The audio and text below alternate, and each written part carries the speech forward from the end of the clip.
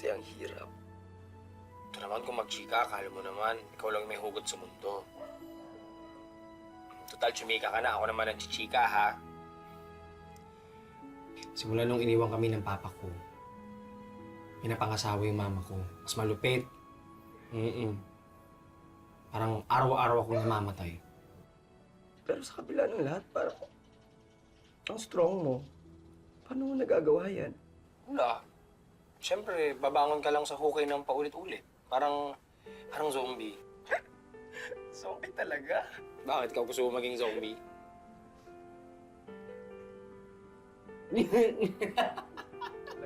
Gusto mo? Paturuan kita.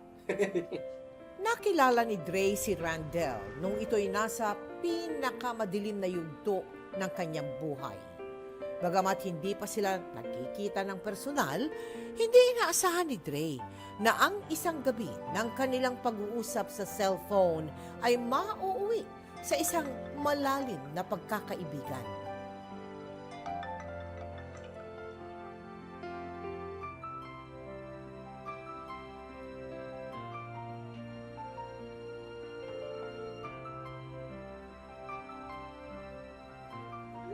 Ngayong araw, isang zombie ang babangon sa hukay at masayang sasalubungin ang bagong araw.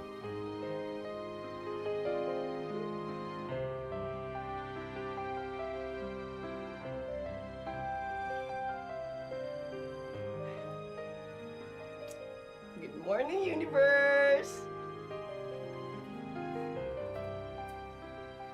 Ngayong araw, isang zombie ang hahalik sa kanyang pinakamamahal.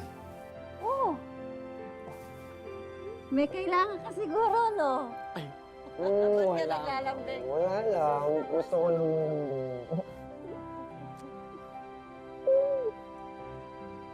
Ah,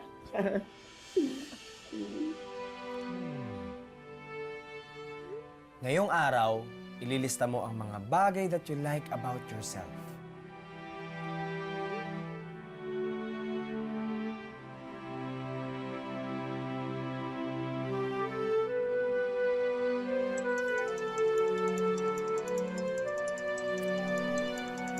Sandali lang. Hello po? Apo, ito po.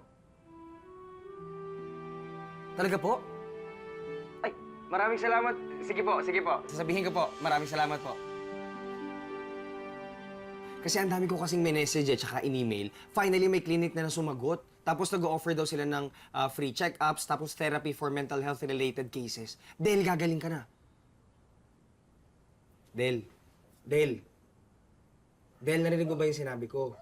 Sabi ko, mapapatingin na natin yung mga panic attacks mo, yung anxiety mo, tapos yung pag-overthink mo. Ang tingin ko kasi, baka kailangan mo na ng therapist. Yung, I love you. Narinig mo sinabi ko? I love you. Dre, simula nung gabing nagkausap tayo, pakiramdam ko hindi na ako mag-isa. Pakiramdam ko ang dami-dami ng possibilities sa buhay ko. Ang sarap palang mabuhay, no?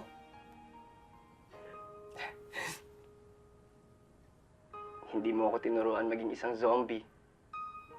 Pero tinuruan mo ako maging tao. Pinatibok mo ang puso ko. At alam ko, at ramdam na ramdam ko, na yan din yung nararamdaman para sa akin. So, inasum mong bakla ako? Dre?